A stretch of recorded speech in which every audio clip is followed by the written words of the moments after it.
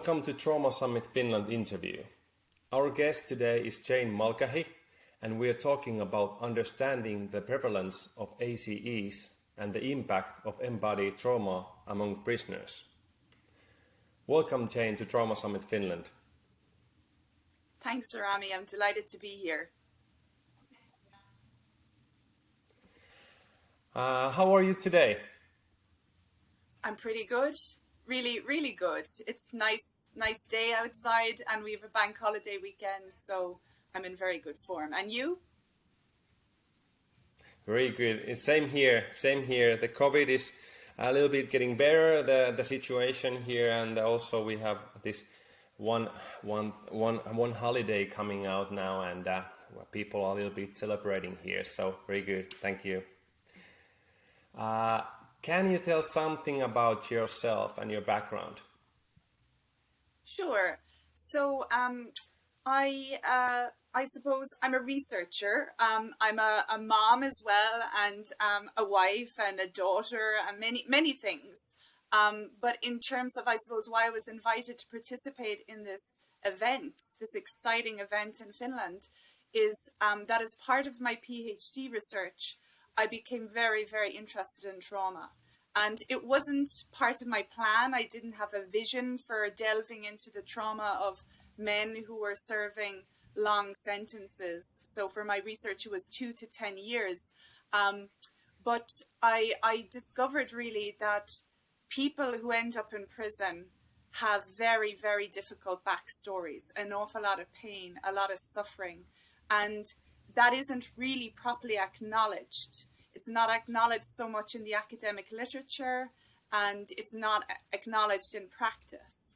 So, in short, I'm a researcher, and I'm now working on a youth justice project, Rami. Okay, that's so interesting. Tell us about the PhD research. What are you doing? Okay, so I got some funding from the Irish Research Council, and I was also co-funded by the Probation Service. And I came up with this topic with a man called Jerry McNally in the Probation Service. So I was going to look at men serving long sentences. And in Ireland, most people are in prison for less than a year. So 2 to 10 years was the kind of long sentence for my research. And I was focusing on post-release supervision of these men. So I wasn't looking at women at all, because women have different circumstances and would need a different study. And so the funding gave me really good access to training. You know, I did a lot of risk assessment training with probation officers, and I did some training with psychologists about the violence risk scale. And during none of that did I really hear much about trauma. You know, it wasn't particularly mentioned. And I interviewed an awful lot of policymakers and senior decision makers in prison and in probation and education services. And again, it didn't really come up. A lot of positive changes were being made in terms of policy at the time, but it was only midway through. So I was doing my studies for 4 and a bit years. Halfway through, I started interviewing the prisoners themselves. Only 12, but within 5 minutes, narratives about trauma came spilling out. And I wasn't probing. I wasn't saying, Rami, tell me about your trauma or anything like that. It was just, tell me about yourself, or why do you think you ended up here in prison? Or, you know, they'd say something about their addictions, and the reason for their addiction was maybe having a single mother who was suicidal and unable to care for herself, let alone them, because she was so vulnerable. And then maybe having to steal clothes and food as a very small boy, and the anger that caused. Or being a boy exposed to domestic violence and having no one to hug them. Which is very sad, you know, because we all need to feel safe and loved. Now, some of the men said they had great upbringings, but then they'd say something like, but I was with child psychiatrists and had ADHD and was really angry and was in prison from the time I was 14, or child detention. So there was a bit of a disconnect there. And the thing is, denial is also a really powerful coping strategy. When things are too painful, we shut down and pretend that they didn't happen. So it's quite possible that that young man had a great childhood, but his sort of trajectory, the way he went in life, doesn't quite fit with what we know children need to be safe and to thrive. So yeah, I researched the men and their how they got on in prison, and a sad thing was that many of them did quite well in prison. You know, they engaged with school, they studied, they had positive relationships, they came off drugs more successfully than they could do in the community. And then, unfortunately, many of them relapsed. I wanted to follow them beyond their return to the community. That was the post-release supervision component. But I could only follow up with 6 of them, and most of them had serious relapses back into addiction when they got out into the community, or it even escalated. It got worse. So that says something about feeling maybe safer in prison than in their communities. And why is that? And what do we do to help people make a safe, successful transition? I could keep going. And tell you all about it, but yeah. But it's so interesting, and I think in Finland we have similar things here also, and but it's really interesting how it affects for the prisoners and their lives. How about how is adverse childhood experience related to the prisoners' lives? Yeah, okay, so this is really interesting as well. It was only after I spoke to the prisoners, I suppose, that I started doing more reading on issues relating to trauma and adversity. And in some ways, you know, we all know that people who end up in prison have difficult circumstances. So it's not unknown that prisoners often come from single parent households, or households where there is domestic violence, or where there's addiction or mental health problems, and as well from communities that are quite poor generally, where they leave school early typically, and that type of thing. But what the Adverse Childhood Experiences study teaches us really is that when you accumulate too much stress and adversity in your early years, it can change you. It can change your biology. It can change your ability to relate well to other people. It can cause ill health. It can cause, disease over the life course. So there's a thing called the dose response. And this means that if you have, let's say, there was domestic violence in the household and an addicted parent, and then maybe someone with mental health issues in the family, and also emotional abuse or physical abuse. Someone with those 4 incidences is going to be 7 times more likely to become an alcoholic than someone who doesn't have those adversities. Now, it doesn't mean this will definitely happen, but there's a much greater risk. And also, someone with 4 or more adversities will be 12 times more likely to attempt suicide. So these are statistics that don't just apply to people in America, where the original study was conducted with mainly white middle-class people with private health insurance. It's been replicated around the world, and what they have found is that there's greater levels of adversity in poorer households and in communities of colour, or indigenous populations in the United States. And they've done similar studies in the UK, they've done them in Wales, and we are now adding to the adversities. So poverty in and of itself is a stressor. Racism in and of itself is a stressor. It's an embodied trauma because it makes me feel unsafe. If I'm a Black person and I am being racially abused, it makes me feel unsafe in the presence of other people. And I am then on high alert, maybe all the time, waiting to be insulted. So when I speak about embodied trauma, really, it's important to understand that it doesn't just impact our minds and our brains, but our actual body, our stress response system, our neuroendocrine system, so our hormone levels. And it can change the way even our genes are read and transcribed. That's epigenetics.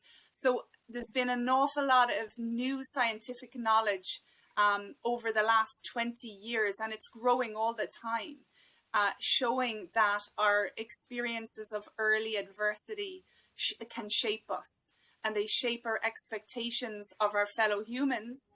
So if I'm a small child and I am verbally abused, physically abused, maybe sexually assaulted, how can I possibly believe that other people are safe and trustworthy? You know, it shapes my expectation of what to expect in the world. And if we go back to prisoners, if they've grown up in quite violent households and deprived, maybe violent communities with gangs and that type of thing, then they will go into the world thinking, one, that they are unlovable and worthless, but also that the people around them are unsafe and predatory and out to kind of get them. And they might have very negative attitudes to authority figures as well, because if they experience abuse at the hands of their parents, who were the first authority figures in their lives, again, their attitudes are actually quite, it's visceral. It's not even always about thinking. It's these unconscious automatic responses, and they have a bias towards expecting the worst from other people.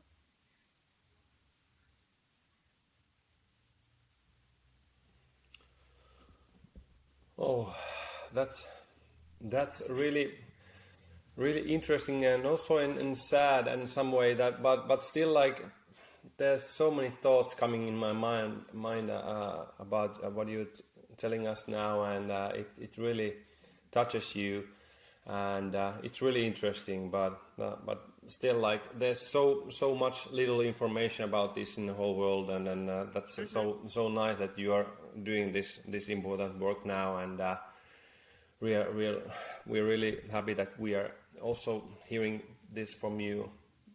So thank you. What about your professionally? What at the moment? What are you doing? What is in your table? Yeah, thanks, Rami. So now I'm a youth justice research fellow at the University of Limerick. And this is quite an exciting new departure for me, because I'm moving from adult men who've been in prison for quite a long time to trying to intervene with teenagers, you know, before it's too late, really. And so the project that I'm looking at is a pilot project where we're seeking to intervene with young boys and young men who are involved in criminal networks. So basically gangs, involved in the sale and supply of drugs. And we're trying to offer them a way out, a safe way out with pro-social opportunities. So it's a really interesting multidisciplinary approach. We're just starting off with these projects now. It's not overtly focused on trauma, although from the bit of research I've done so far in police interviews, there is plenty of trauma in the backstories of the boys who are involved in the pilot sites. And we're trying to adopt a kind of never give up approach, so that, you know, we'll really, even if the young men are hostile to our efforts, you know, if we offer them an intervention and they don't want to do it, which many of them won't want to do it because they don't think they need it, or they're afraid to seek help, or it mightn't even be safe for them to be seen to accept our offers of help. But we'll keep going back, you know, we will keep offering and be persistent and kind of try and demonstrate that we care. And we'll have a few different avenues of trying to intervene with the young people, because it's really through relationships that people heal. If you think about trauma, much of it occurs in the context of human relationships. Not all, some of it is, you know, natural disasters, but even warfare is to do with interpersonal violence and conflict. Racism is interpersonal. Within the family home, it's deeply interpersonal. So Karen Traceman, one of my people I've done training with, a developmental kind of clinical psychologist from the UK, she has a nice phrase that relational rupture requires relational repair. So that means that traumatized children and adults need people to try and reach them at a relational level, to see them, to hear them, to have compassion for them, you know, and understand that their behaviors are communication. Their symptoms are normal, actually, very often, and predictable when you understand trauma and adversity. Even addiction is very natural, normal consequence of a high dose of adversity.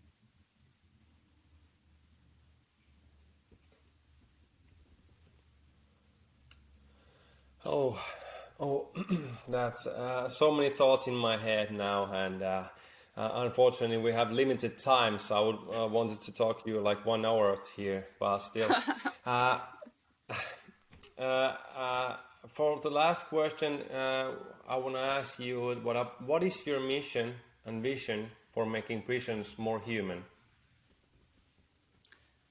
Well, everyone working in a prison needs to understand that the people who end up there are, are fragile, they're vulnerable, no matter what they've done. In fact, probably the worst things they've done, the worst things happened to them. So I think everyone needs to be trained in trauma and adversity. People need to know as well that our own responses are often trauma responses. So, if we react in an angry or confrontational way, it can often because we feel unsafe ourselves. And we really need to try and make prisons as safe as possible. So that means we do need to try and eliminate violence in them, because violence is adaptive. If I have grown up in a dangerous environment, as a mammal, I am primed to survive. So having very quick responses, very quick reflexes will help me survive as a mammal. But however, that is very problematic in terms of being a successful human in a world that expects us to exhibit impulse control. So if everyone knew more about trauma and about how listening helps us to co-regulate. What I mean by that means if you're very distressed, Rami, or I'm very distressed and dysregulated, and my stress response system is all over the place, simply by talking to you and you listening to me and validating that I am distressed, that can help my nervous system to become calm. So our ability to tune into one another is our greatest asset. And good prison officers know this already. Good prison officers know that their communication skills are their best tools. So we need to tell them to rely on them more and listen. If you spot someone getting very agitated and on edge, try and find out what's happening rather than waiting or as well. Knowing about trauma helps us not take offense so much when people are a bit abusive to us verbally, because that can be the only way people know how to respond. So I know myself, since learning about trauma, I tend not to get offended as much. I might just kind of go, wow, okay, I triggered something in that person. I made them feel unsafe. They're now emotionally reactive. It might be my fault, but it might be something from way back in their childhood that has become activated, and I'm going to try not to take it personally now. So prisons also need to provide more body-based interventions, Rami, because talk therapy alone will not sort out people's trauma. Trauma is held in the body, so we need to try and help people develop tools to regulate their own nervous systems. So practices like mindfulness, belly breathing, so pranayama yoga, movement medicine, which is a kind of dance practice. Now that might be more appealing to women than men, perhaps. Rhythmic drumming, many things actually from indigenous cultures are very good for soothing the nervous system. And we need to educate pretty much everyone about these. But the easiest one is listening. listening, tuning into people, and trying to be more patient and kind. It's as simple as that. And awareness of trauma, and the fact that, you know, really under different circumstances, we ourselves would be different people, better or worse, you know, because trauma does just shift the nervous system and our capacity to behave well with one another.